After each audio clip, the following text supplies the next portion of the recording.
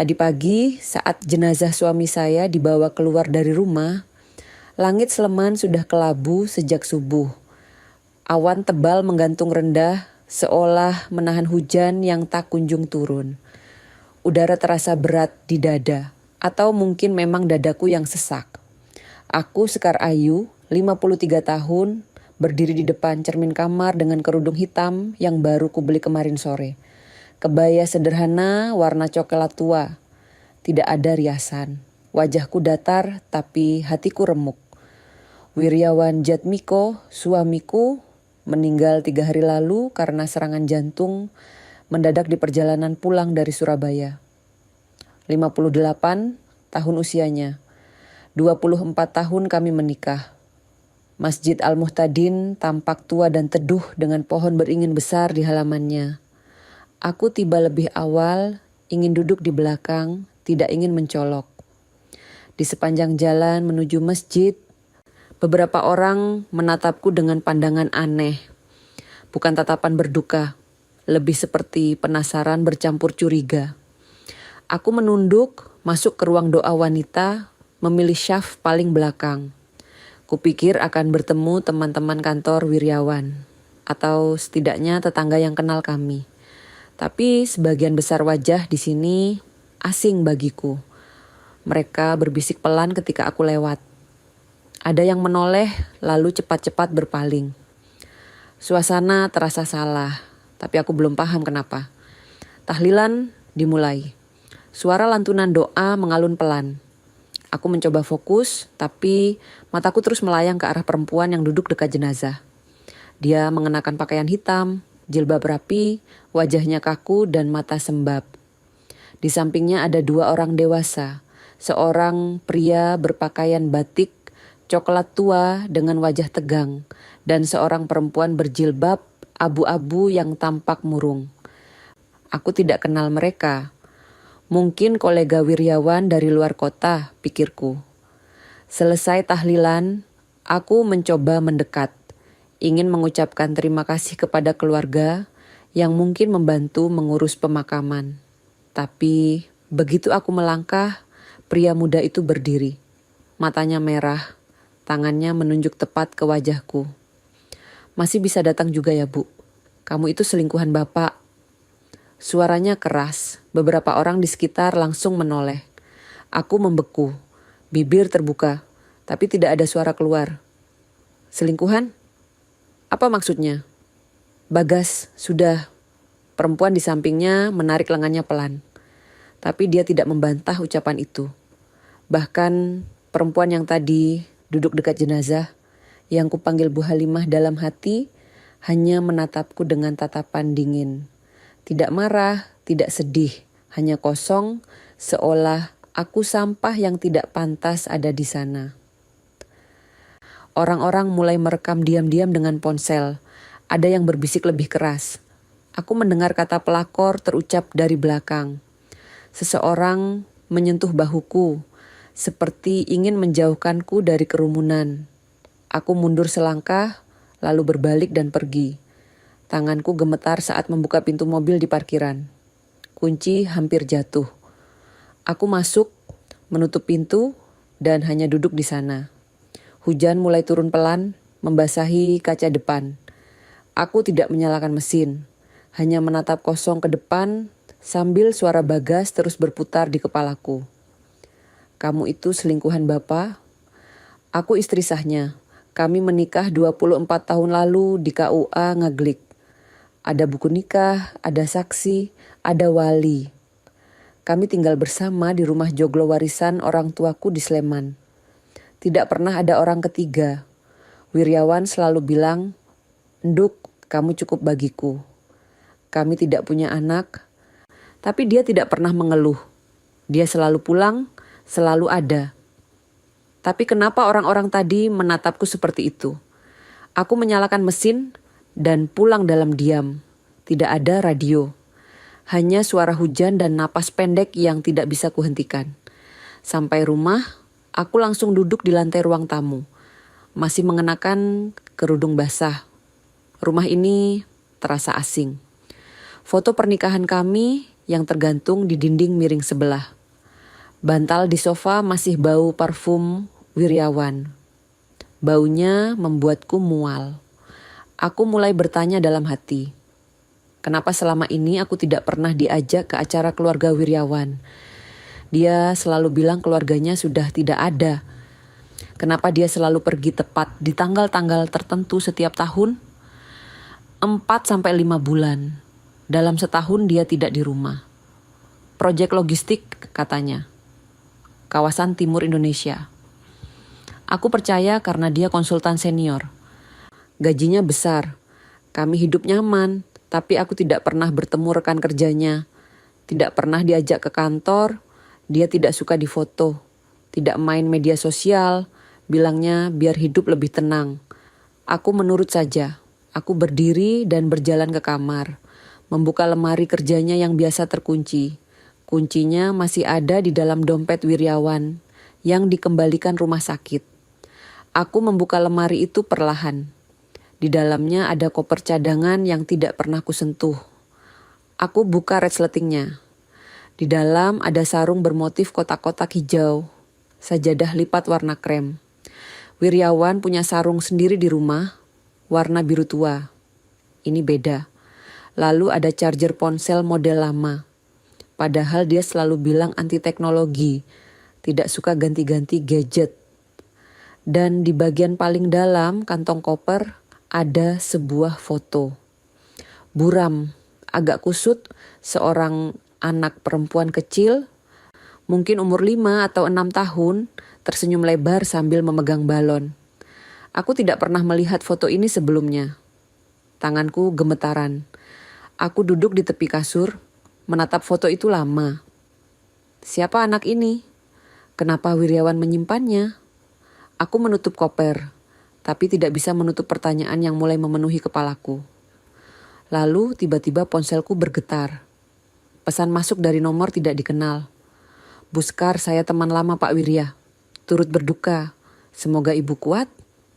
Pesan biasa.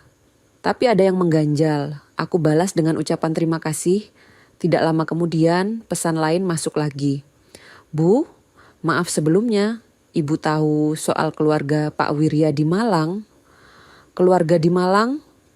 Aku tidak membalas, jari-jariku kaku. Aku membuka Facebook. Akunku jarang kupakai, tapi tiba-tiba ada notifikasi tandai dari grup warga Ngaglik Bersatu. Aku buka. Ada foto kabur, tapi itu jelas aku. Diambil tadi di pemakaman. Wajahku diblur tapi orang yang melihat pasti tahu itu aku. Keterangannya membuat dadaku sesak. Wanita bayangan muncul di pemakaman. Pantas saja dia dapat semuanya. Komentar sudah ratusan. Aku scroll pelan, membaca satu persatu meskipun perih. Pelakor emang gak tahu malu. Kasihan Bu Halimah, ditinggal suami, warisannya diambil orang. Uang haram itu gak akan berkah. Aku menutup ponsel, melemparnya ke kasur. Lalu aku merosot ke lantai, punggung bersandar di lemari. Napas tercekat, tidak ada air mata keluar, tapi seluruh tubuhku gemetar. Bu Halimah. Nama itu disebut berkali-kali tadi. Perempuan yang duduk dekat jenazah, yang menatapku seperti aku pencuri.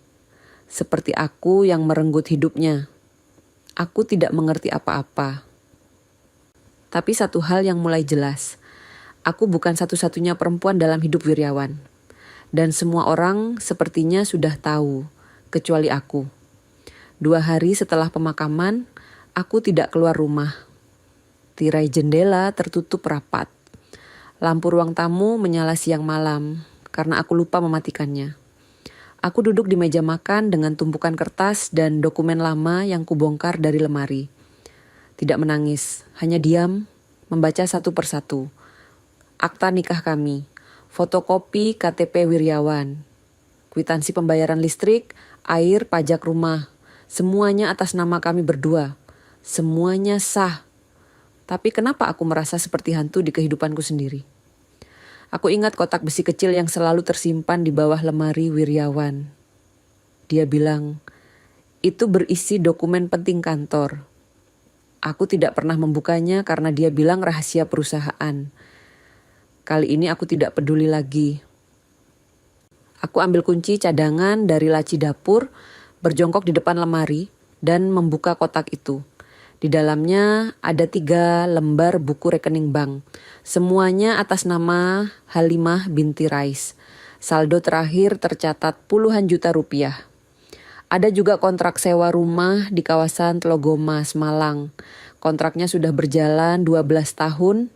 12 tahun, aku menikah dengan Wiryawan 24 tahun lalu. Berarti rumah itu disewa setengah dari perjalanan pernikahan kami. Tanganku gemetar saat membuka dokumen berikutnya. Polis asuransi kesehatan tambahan untuk 3 orang. Halimah binti Rais, Bagas Wirajatmiko, Lestari Ayu Jatmiko. Nama belakang mereka sama dengan suamiku. Aku menutup mulut dengan tangan. Napas tercekat. Bagas dan Lestari. Pria dan wanita yang kemarin memanggilku selingkuhan di pemakaman. Mereka bukan kolega. Mereka anak-anaknya. Anak Wiryawan. Aku berdiri terlalu cepat, kepala pusing.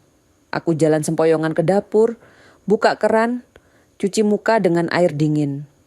Tapi air itu tidak menghilangkan rasa mual yang naik ke tenggorokan. Setiap proyek luar kota yang dia ceritakan, setiap alasan kenapa dia harus pergi 4-5 bulan dalam setahun, semua itu bohong. Dia tidak ke kawasan timur untuk bekerja. Dia pulang ke rumah keduanya, ke keluarga keduanya, ke kehidupan keduanya. Aku bukan istrinya, aku hanya figuran. Bayangan yang ditinggal menunggu. Ponselku bergetar lagi. Kali ini pesan WhatsApp dari teman lama SMA yang jarang ngobrol. Sekar, aku turut berduka ya, tapi aku kira kamu tahu soal mereka. Kasihan Bu Halimah dan anak-anaknya. Aku tidak membalas, tapi beberapa menit kemudian notifikasi Facebook muncul lagi. Kali ini bukan dari grup warga.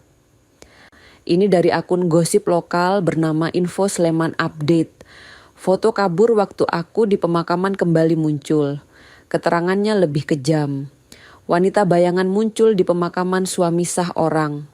Pantas dapat warisan besar. Komentar berdatangan seperti banjir. Pelakor tua masih aja gak sadar diri. Uang haram gak akan berkah. Seharusnya dia malu, bukannya datang ke pemakaman. Aku melempar ponsel ke sofa. Tapi tidak lama kemudian, laptop yang terbuka di meja makan menampilkan notifikasi email. Pengirimnya anonim. Subjeknya hanya 1 kata. Hukuman. Isi emailnya singkat. Bilang saja kamu penjilat warisan, kamu akan dapat balasannya. Aku menutup laptop dengan keras. Jantung berdebar cepat. Aku berjalan ke kamar, mengunci pintu dari dalam, dan duduk di sudut memeluk lutut. Tapi keheningan di rumah ini justru membuat semuanya terasa lebih keras. Bisikan dari luar, tatapan orang-orang tadi, suara Bagas yang memanggilku selingkuhan. Besoknya, aku coba keluar untuk beli kebutuhan sehari-hari. Hanya ke warung dekat rumah. Bu RT yang biasanya ramah menyapa bahkan tidak menoleh saat aku lewat. Dia sibuk menyapu halaman, pura-pura tidak melihatku. Tukang sayur keliling yang biasanya berhenti di depan rumahku pagi-pagi, kali ini langsung lewat begitu saja. Tidak ada teriakan, bu sekar sayur segar seperti biasa. Aku beli air mineral dan mie instan di warung. Pemiliknya melayani dengan dingin. Tidak ada senyum, tidak ada basa-basi. Uang kembalian diletakkan begitu saja di atas meja. Tidak diberikan ke tangan seperti biasa. Sepanjang jalan pulang, aku merasa semua mata menatapku. Tetangga yang duduk di teras rumah berhenti ngobrol saat aku lewat. Anak-anak kecil yang biasanya main bola di gang menjauh saat melihatku. Seperti aku membawa penyakit. Sampai rumah, aku langsung menutup pintu dan jendela rapat-rapat. Duduk di lantai ruang tamu lagi, menatap tumpukan dokumen yang masih berserakan. Buku rekening atas nama Halimah. Kontrak rumah Malang polis asuransi untuk 3 orang yang bukan aku. Aku mulai menangis, tidak keras, hanya air mata yang jatuh diam-diam, membasahi pipi dan jatuh ke lantai keramik dingin. Wiryawan tidak pernah mengajakku ke acara keluarga, karena dia tidak ingin ketahuan. Dia tidak suka difoto karena takut jejaknya terlacak. Dia tidak main media sosial agar 2 kehidupannya tidak bersinggungan. Semuanya terencana, rapi, sistematis, dan aku hanya menurut, percaya, menunggu. 3 hari kemudian, ponselku tidak berhenti bergetar. Pesan masuk dari nomor-nomor tak dikenal. Sebagian berisi hinaan, sebagian ancaman. Ada yang mengirim pesan suara dengan suara teriakan, menyumpaiku dengan kata-kata kasar. Aku tidak mendengarkan semuanya. Terlalu sakit. Lalu malam itu aku menemukan sesuatu lagi. Catatan kecil di balik laci meja kerja Wiryawan. Tulisan tangannya yang rapi. 7 Februari, ulang tahun Lestari, beli boneka. 21 Maret, bayar kontrakan Telogomas. 15 Agustus, Bagas lulus SMA, beli sepeda motor. Setiap tanggal penting dalam hidup anak-anaknya tercatat rapi. Tapi tidak ada satupun tanggal penting tentang aku. Tidak ada ulang tahun pernikahan kami, tidak ada hari pertama kami bertemu, tidak ada catatan tentang aku sama sekali.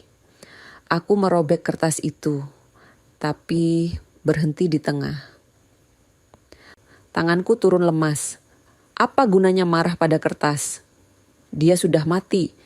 Tidak bisa dimintai pertanggungjawaban, tidak bisa dijelaskan. Aku menghabiskan malam itu di kamar mandi, menangis sampai mataku bengkak dan tenggorokan kering. Tidak ada yang datang, tidak ada yang mengetuk pintu. Hanya aku dan kesepian yang menekan dada. Paginya aku memutuskan sesuatu. Aku tidak akan diam terus, bukan untuk membalas dendam, tapi untuk membuktikan bahwa aku bukan selingkuhan. Aku istri sah. Aku punya hak untuk membela diri. Aku mulai mengumpulkan semua dokumen. Fotokopi akta nikah, buku nikah asli, KTP, surat kepemilikan rumah atas nama kami berdua. Aku susun rapi dalam map biru. Aku juga mendokumentasikan semua pesan ancaman, tangkapan layar postingan fitnah di media sosial, komentar-komentar kejam yang terus berdatangan. Aku tidak tahu harus kemana, tapi aku tahu aku harus bertindak.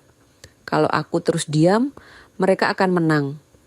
Kalau aku tidak bicara, semua orang akan terus percaya bahwa aku pelakor yang merebut warisan.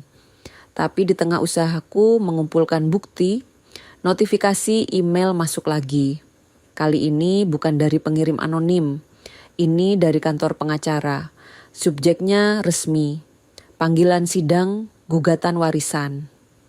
Aku membuka email itu dengan tangan gemetar.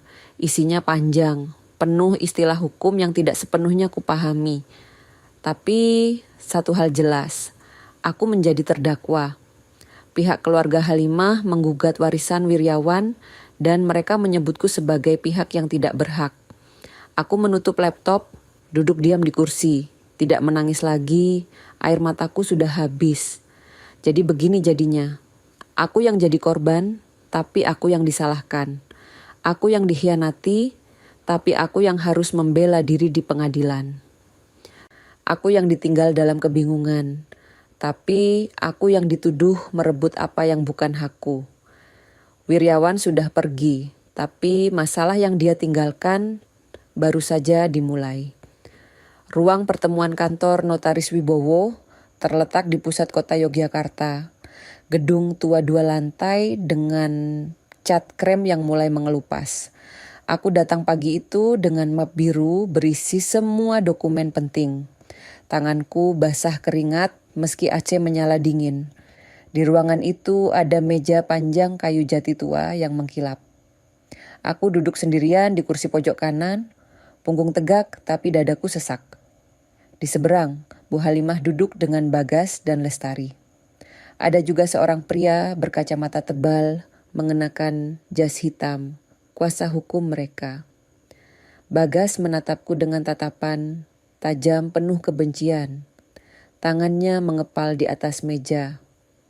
Lestari menunduk, tidak berani menatap langsung.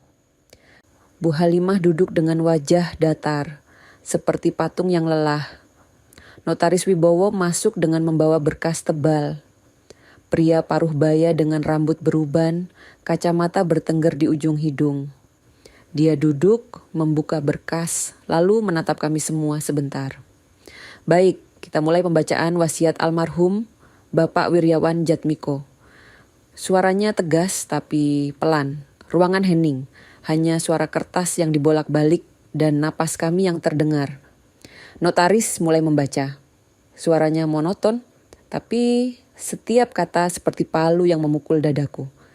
Rumah di kawasan Tlogomas, Malang, diserahkan sepenuhnya kepada Ibu Halimah binti Rais.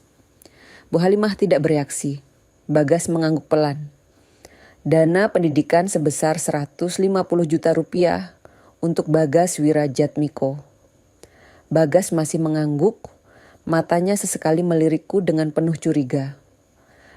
Dana pendidikan sebesar 150 juta rupiah untuk Lestari Ayu Djatmiko. Lestari mengangkat kepala sebentar, lalu menunduk lagi. Polis asuransi kesehatan senilai 60 juta rupiah untuk Ibu Halimah binti Rais. Aku hanya duduk diam, semua ini masuk akal. Mereka keluarganya. Mereka berhak dapat warisan, tapi kemudian notaris berhenti sebentar. Menatap kertas lebih lama, lalu melanjutkan. Dan sisa aset seluruhnya, tanpa pengecualian, diwariskan kepada Ibu Sekar Ayu. Jantungku berhenti sedetik. Notaris melanjutkan dengan nada yang sama tenangnya. Termasuk rumah joglo di Sleman, 2 unit ruko di kawasan Wirobrajan, deposito senilai 3,6 miliar rupiah, 40 lot saham di PT Telkom Indonesia, serta logam mulia senilai 400 juta rupiah. Ruangan tiba-tiba hening mencekam. Aku tidak bisa bernapas. Bagas bangkit berdiri, tangannya memukul meja dengan keras. Apa-apaan ini? Suaranya nyaring, bergema di ruangan sempit itu. Dia pelakor, dia bukan istri sah. Kenapa dia dapat semuanya? Kuasa hukum mereka langsung berdiri, mencoba menenangkan Bagas. Tapi Bagas tidak peduli. Dia menunjuk ke arahku dengan jari gemetar. Dia pasti pakai buhul, pakai ilmu pelet. Bapak pasti dipaksa. Aku hanya duduk terpaku, mulutku kering. Aku ingin bicara, tapi tidak ada suara keluar. Notaris Wibowo mengangkat tangan, meminta ketenangan. Saudara Bagas, tolong duduk. Ini wasiat resmi yang dibuat 15 bulan sebelum almarhum wafat. Ditandatangani di hadapan 2 saksi dalam kondisi sehat jasmani dan rohani. Kuasa hukum keluarga Halimah langsung angkat bicara. Pak Notaris, kami mengajukan keberatan. Ada kemungkinan unsur tekanan psikologis atau manipulasi emosional dalam pembuatan wasiat ini. Notaris menatap kuasa hukum itu dengan tatapan datar. Semua prosedur sudah sesuai hukum. Almarhum datang sendiri, membawa dokumen lengkap, dan menandatangani di depan saya dan 2 saksi yang independen. Tidak ada unsur paksaan. Aku akhirnya bisa bersuara, meski pelan dan bergetar. Saya tidak tahu apa-apa tentang isi wasiat ini. Saya baru tahu hari ini. Sama seperti kalian. Bagas menoleh padaku dengan tatapan penuh benci. Bohong, pasti kamu yang meracuni pikiran Bapak. Lestari akhirnya bicara. Suaranya pelan, tapi terdengar jelas di ruangan yang kembali hening. Ayah kami tidak akan tega melakukan ini, kecuali dia merasa sangat bersalah. Kata-katanya menusuk. Bu Halimah tetap diam, hanya menatap notaris dengan tatapan kosong. Seperti dia sudah pasrah sebelum datang ke sini. Notaris mengeluarkan dokumen tambahan dari berkasnya. Untuk menjawab keraguan saudara, saya punya bukti tambahan.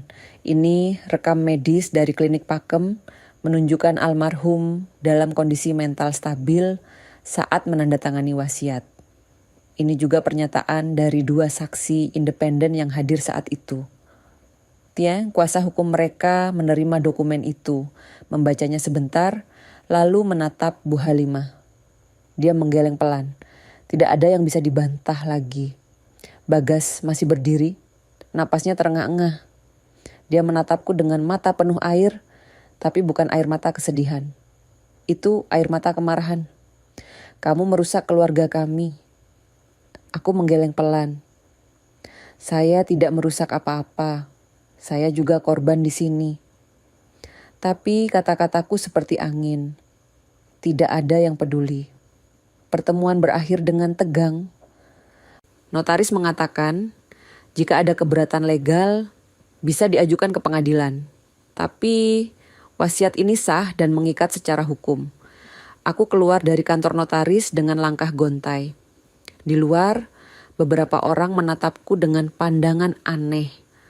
Sepertinya ada yang mengenali wajahku dari postingan media sosial. Aku cepat-cepat masuk mobil dan pergi.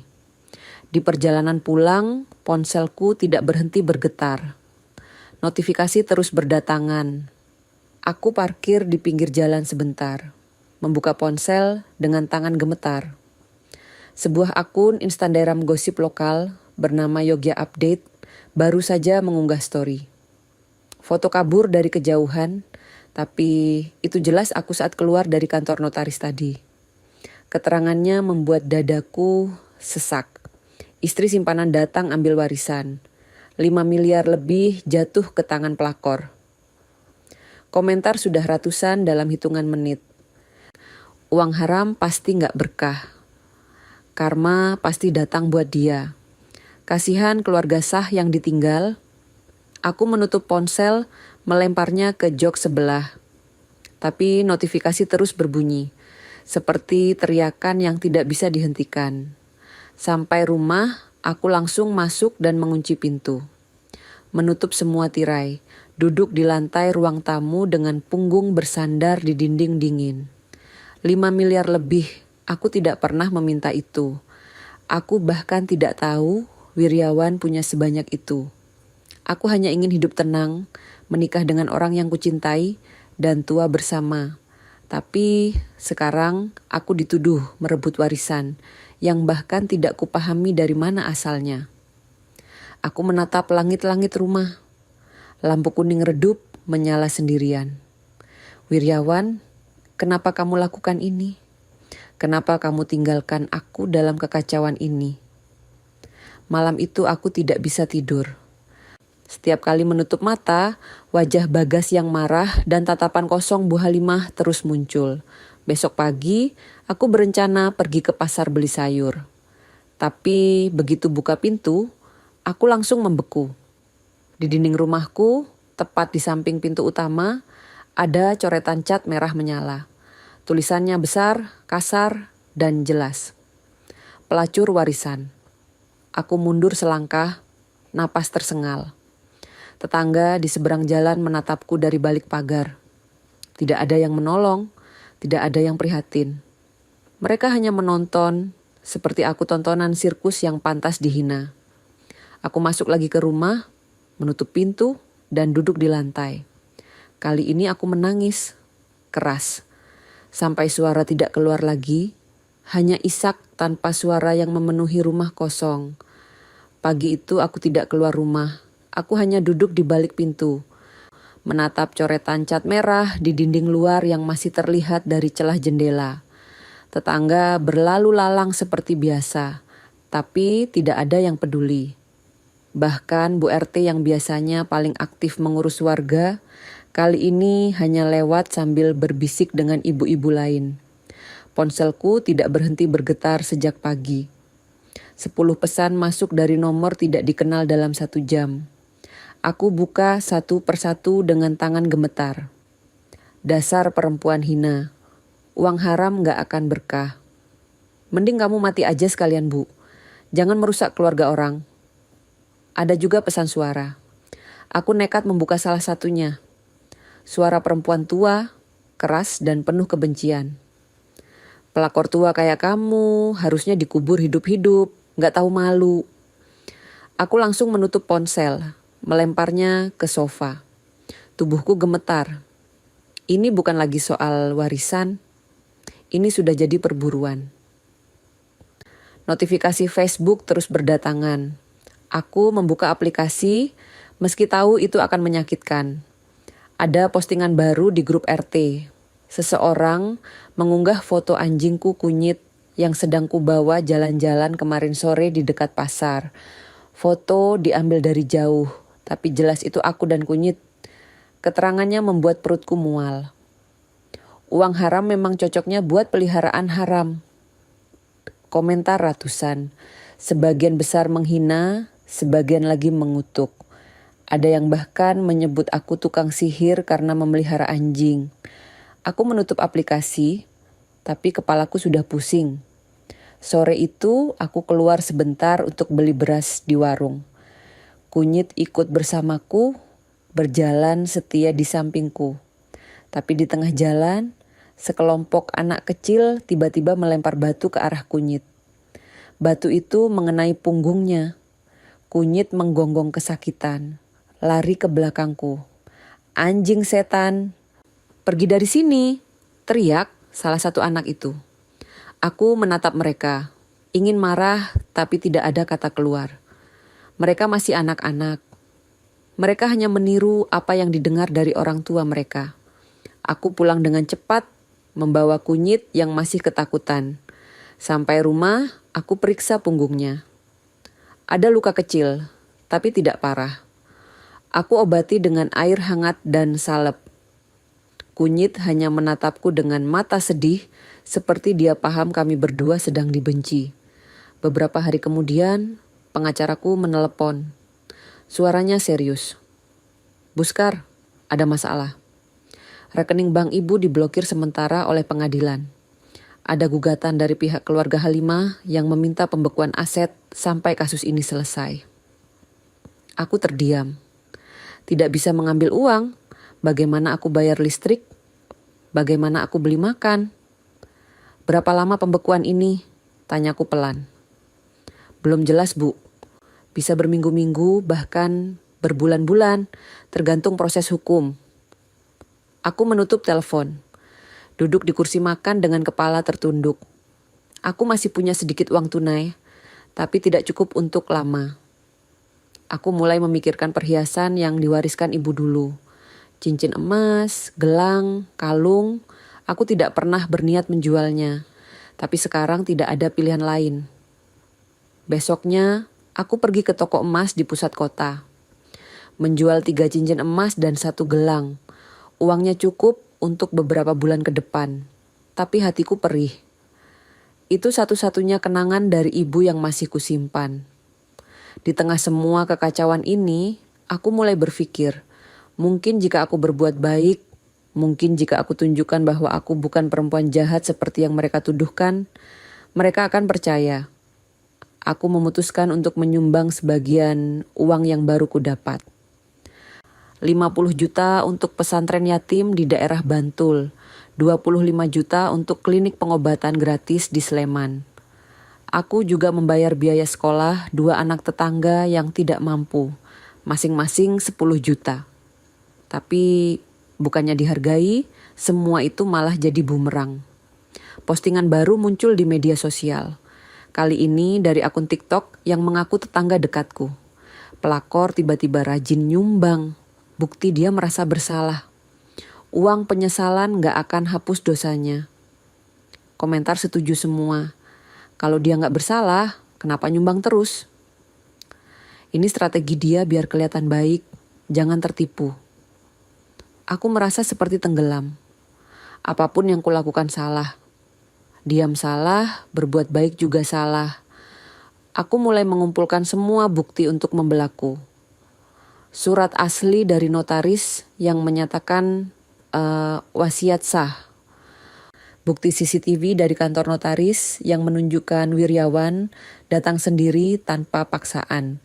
Surat keterangan dari dokter yang memeriksa kondisi mentalnya sebelum menandatangani wasiat. Semua kudokumentasikan rapi. Aku juga menyimpan semua pesan ancaman, tangkapan layar postingan fitnah dari Lestari dan Bagas, komentar-komentar kejam yang terus berdatangan. Suatu hari nanti, aku akan buktikan bahwa aku bukan penjahat. Tapi malam itu sesuatu yang lebih mengerikan terjadi. Aku sedang duduk di ruang tamu, menyusun dokumen-dokumen dalam map ketika ada bunyi keras di depan rumah. Seperti sesuatu dilempar ke pintu. Aku berdiri, jantung berdegup cepat. Kunyit menggonggong gelisah. Aku tunggu beberapa menit, memastikan tidak ada suara lagi. Lalu pelan-pelan aku buka pintu. Di lantai teras ada amplop coklat lusuh tanpa nama pengirim. Aku ambil dengan tangan gemetar, lalu cepat-cepat masuk dan kunci pintu lagi. Aku buka amplop itu di meja makan. Di dalamnya ada potongan foto. Fotoku saat di pemakaman dipotong-potong menjadi beberapa bagian. Ada juga selembar kertas putih bertulisan tangan dengan huruf kapital besar. Kalau kamu gak pergi dari kampung ini, kami yang akan bertindak. Tanganku gemetar sampai kertas itu jatuh ke lantai. Napas tercekat. Aku berlari ke kamar mandi, berlutut di depan kloset, dan muntah.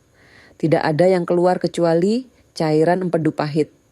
Tubuhku lemas, aku duduk di lantai kamar mandi dingin, punggung bersandar di dinding keramik. Air mata mengalir tanpa suara. Aku lelah, sangat lelah. Untuk pertama kalinya sejak semua ini dimulai, aku merasa ingin menyerah. Ingin pergi, meninggalkan semuanya, pindah ke tempat yang tidak ada yang mengenalku. Tapi kemana? Aku tidak punya keluarga, tidak punya teman yang benar-benar peduli. Aku menatap cermin di kamar mandi. Wajahku pucat, mata cekung, rambut berantakan. Aku tidak mengenali perempuan di cermin itu. Aku kehilangan diriku sendiri. Tapi di tengah keputusasaan itu, ada sesuatu yang muncul. Kemarahan kecil, percikan kecil di dalam dadaku yang menolak untuk padam. Aku tidak boleh menyerah. Tidak seperti ini. Aku bangkit, cuci muka dengan air dingin, dan kembali ke meja makan.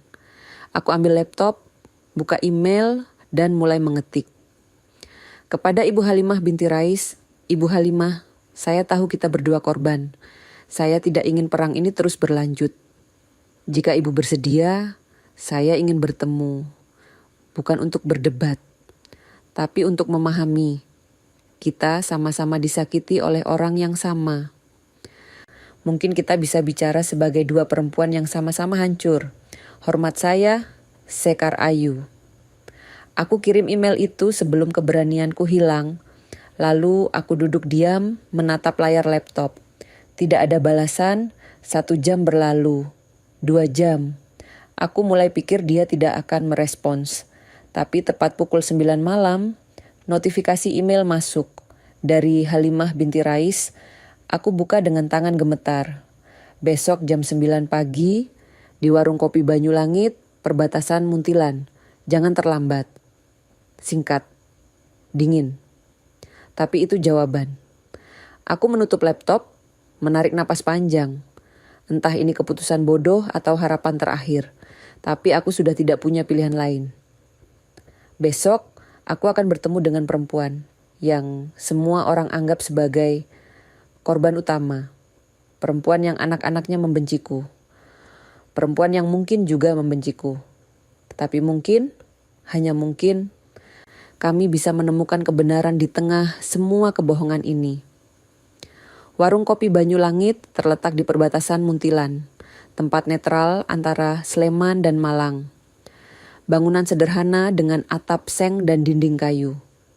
Aku tiba 10 menit lebih awal, duduk di meja pojok dekat jendela. Aroma kopi robusta dan pisang goreng hangat memenuhi ruangan, tapi perutku terlalu mual untuk makan. Tanganku basah keringat. Aku lap berkali-kali dengan tisu, tapi tetap basah lagi. Aku tidak tahu apa yang akan terjadi. Apakah Bu Halimah akan marah? Apakah dia akan menyalahkanku langsung? Atau justru diam saja seperti di pemakaman? Pukul 9 tepat, pintu warung terbuka. Bu Halimah masuk dengan langkah pelan. Dia mengenakan gamis abu-abu sederhana dan jilbab putih. Wajahnya lelah, kantung mata hitam, seperti tidak tidur berhari-hari. Matanya menatapku sebentar, lalu dia berjalan mendekat dan duduk di depanku tanpa senyum. "Terima kasih sudah bersedia datang, Bu," kataku pelan. Dia hanya mengangguk, tidak menjawab. Pemilik warung datang menawarkan menu, tapi Bu Halimah menggeleng. "Saya cuma pesan teh hangat." Aku ikut memesan yang sama. Kami berdua diam sampai pesanan datang. Hanya suara sendok mengaduk gula dan gelas yang diletakkan di meja yang terdengar. Akhirnya Bu Halimah yang bicara duluan. Suaranya pelan tapi tegas. "Kamu benar-benar tidak tahu soal kami selama ini?" Aku menatapnya langsung, mencoba tulus. "1 menit pun tidak, Bu. Kalau saya tahu, saya tidak akan diam. Saya tidak akan pernah mau jadi perempuan kedua." Bu Halimah menatapku lama, seperti mencoba membaca kebohongan di mataku. Tapi aku tidak bohong. Aku tidak pernah tahu. Dia menarik napas panjang, lalu berkata dengan nada datar. "Wiryawan pernah bilang, kamu itu hanya mantan pacar. Nggak penting, dia bilang hubungan kalian sudah lama selesai." Kata-katanya seperti tamparan. Aku menggeleng pelan. "Kami menikah 24 tahun lalu, Bu. Sah secara hukum, ada buku nikah, ada saksi. Saya bukan mantan, saya istrinya." Bu Halimah menunduk, menatap gelas tehnya. Saya bodoh karena percaya. Kami terdiam lagi. Kali ini lebih lama. Lalu pelan-pelan kami mulai saling bercerita. Membuka luka yang selama ini kami pendam sendiri-sendiri. Saya selalu menunggu dia setiap hari Jumat minggu terakhir setiap bulan. Kataku pelan. "Itu jadwal pulangnya." Dia bilang proyek di kawasan timur selesai. Saya tunggu di rumah, masak makanan kesukaannya, menyiapkan baju bersih. Seperti istri yang baik. Bu Halimah mengangkat kepala, menatapku dengan tatapan aneh. Saya dan anak-anak menyesuaikan semua ulang tahun agar tidak bentrok dengan dinas luar kotanya. Bagas dan Lestari bahkan merayakan ulang tahun seminggu lebih awal atau telat supaya ayah mereka bisa hadir. Kami saling menatap. Dalam diam kami menyadari sesuatu yang pahit. Kami berdua dipermainkan dengan sangat rapi. Wiryawan mengatur hidup kami seperti jadwal kereta. Tidak pernah terlambat, tidak pernah bentrok, sempurna.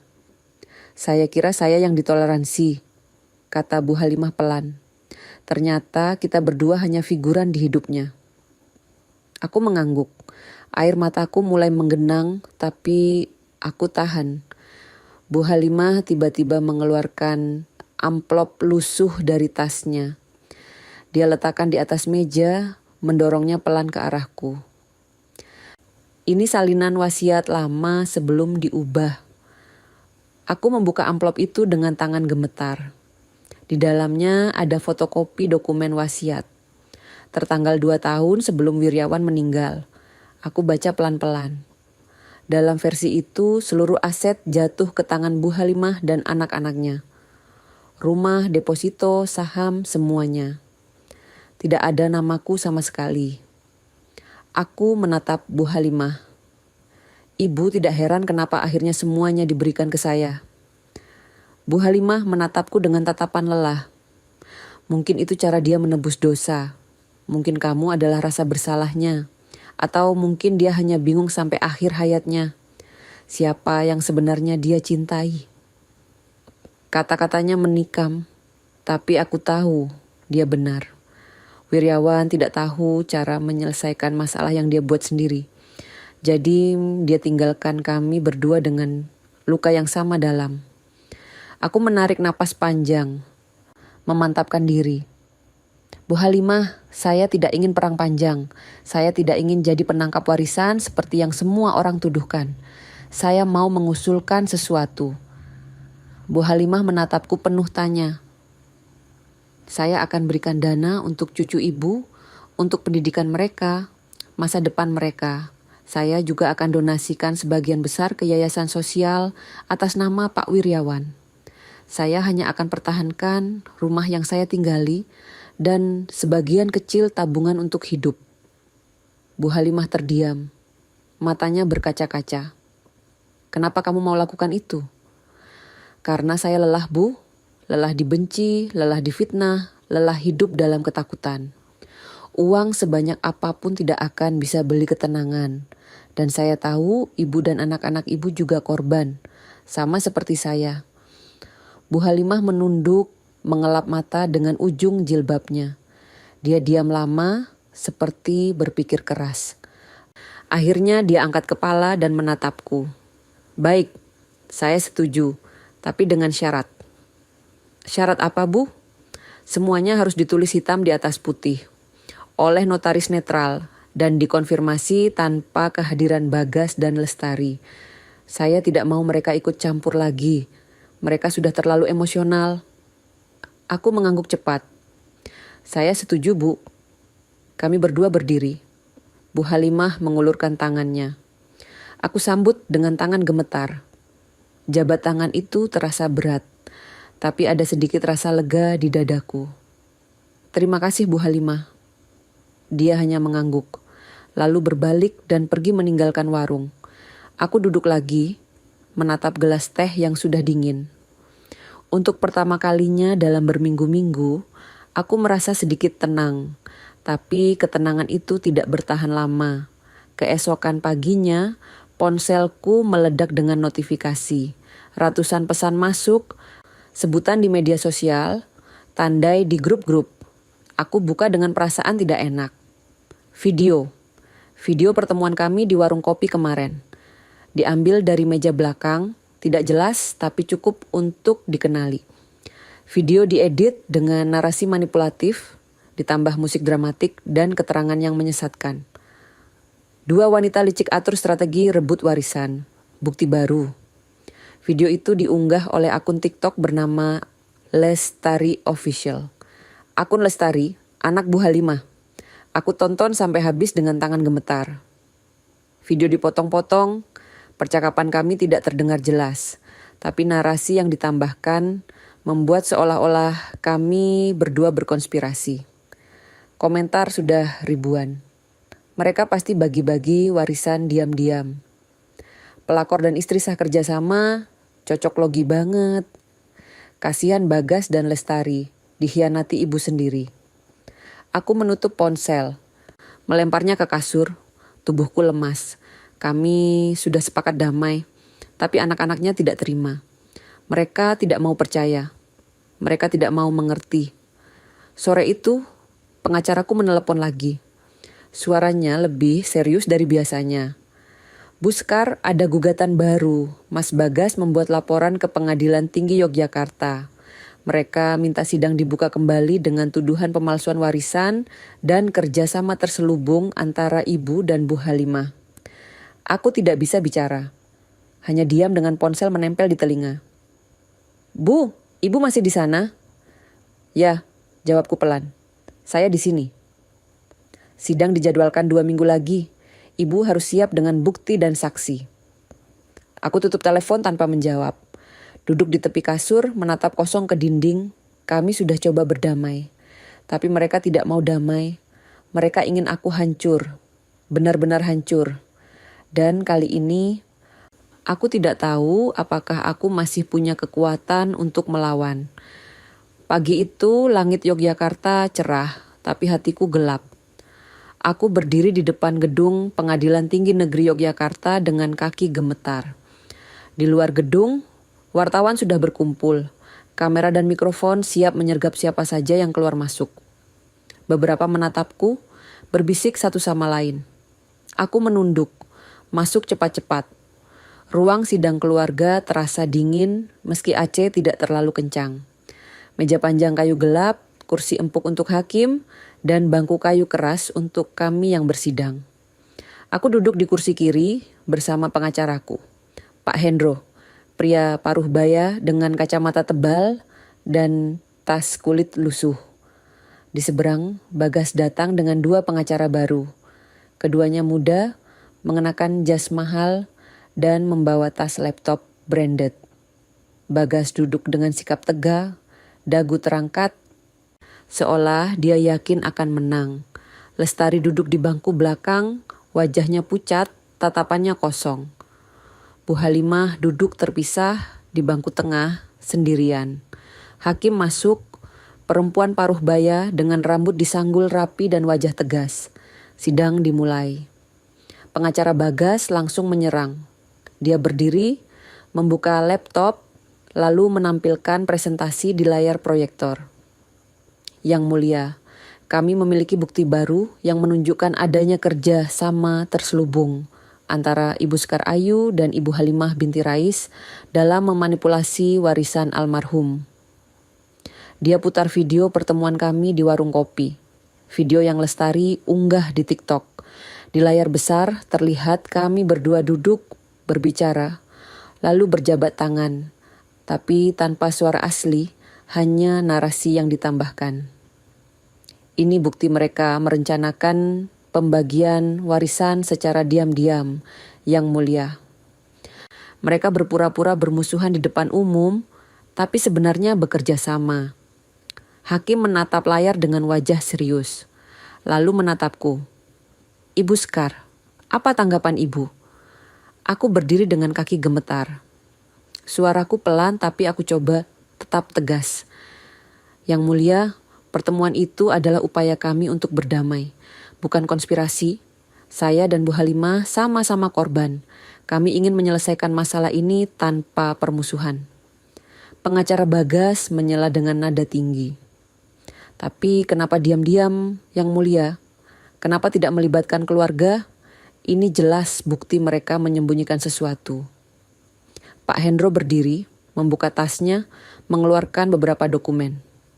Yang Mulia, kami punya bukti forensik bahwa video tersebut telah diedit menggunakan aplikasi pihak ketiga. Narasi yang ditambahkan tidak sesuai dengan percakapan asli. Ini adalah manipulasi untuk menyesatkan persidangan. Dia serahkan dokumen forensik ke hakim. Hakim membacanya pelan-pelan, lalu menatap pengacara Bagas dengan tatapan tajam. Apakah Anda bisa membuktikan bahwa video ini autentik dan tidak diedit? Pengacara Bagas terdiam sebentar. Dia berbisik dengan Bagas, lalu menjawab dengan nada kurang yakin. Video diambil dari media sosial, Yang Mulia. Kami tidak punya akses ke file asli. Hakim mengangguk pelan, lalu menatap Pak Hendro. Ada bukti lain yang ingin disampaikan? Pak Hendro mengangguk. Dia keluarkan amplop besar, berisi rekaman suara dari notaris. Ini rekaman saat almarhum Bapak Wiryawan Jatmiko menandatangani wasiat.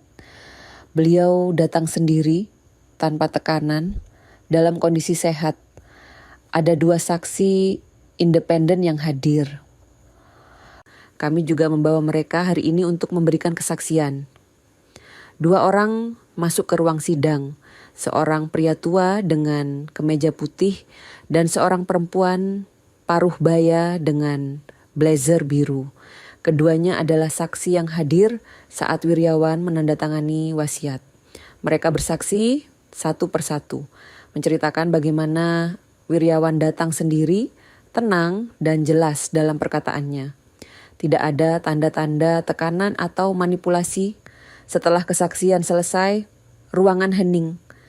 Hakim menulis sesuatu di catatannya. Lalu tiba-tiba, Bu Halimah berdiri. Semua orang menoleh. Bagas menatap ibunya dengan tatapan bingung. Lestari mengangkat kepala, wajahnya pucat. Yang Mulia, kata Bu Halimah dengan suara pelan tapi tegas. Saya ingin memberi kesaksian. Hakim mengangguk memberi izin. Bu Halimah berjalan ke depan, berdiri di tengah ruangan. Dia menatap Bagas sebentar, lalu menatap Hakim. Anak saya salah, wanita ini tidak bersalah. Bagas berdiri cepat. Ibu, apa yang ibu katakan? Bu Halimah mengangkat tangan, meminta Bagas diam. Saya bersedia bersumpah di bawah Al-Quran. Sekar Ayu tidak pernah memanipulasi suami saya. Dia bahkan tidak tahu kami ada. Dan wasiat itu sah. Saya menyaksikan sendiri perubahan sikap suami saya sebelum dia meninggal. Ruangan meledak dengan bisikan. Pengacara Bagas mencoba protes, tapi hakim mengangkat palu. Ketenangan, Bu Halimah melanjutkan. Suami saya menjalani 2 kehidupan. Dia menipu kami berdua. Tapi wasiat terakhirnya adalah keputusannya sendiri. Dan saya tidak akan membiarkan anak-anak saya menghancurkan perempuan yang juga jadi korban seperti saya. Bagas duduk kembali dengan wajah merah. Tangannya mengepal di atas meja. Lestari menangis pelan di bangku belakang. Hakim menulis lagi, lalu mengangkat kepala. Setelah mempertimbangkan semua bukti dan kesaksian, saya putuskan gugatan tidak sah. Wasiat almarhum Bapak Wiryawan Djatmiko tetap berlaku sesuai dokumen resmi. Sidang ditutup. Palu diketuk 3 kali. Selesai. Aku tidak bisa bergerak. Hanya duduk diam dengan napas tertahan. Pak Hendro menepuk bahuku pelan. Ibu menang, Bu Sekar. Tapi aku tidak merasa menang. Hanya lega. Lega ini semua akhirnya berakhir. Bagas keluar ruangan dengan langkah cepat. Wajahnya merah menahan amarah. Lestari mengikuti dari belakang dengan kepala tertunduk. Bu Halimah berjalan mendekatiku. Maaf, katanya pelan. Maaf untuk semua yang anak-anak saya lakukan.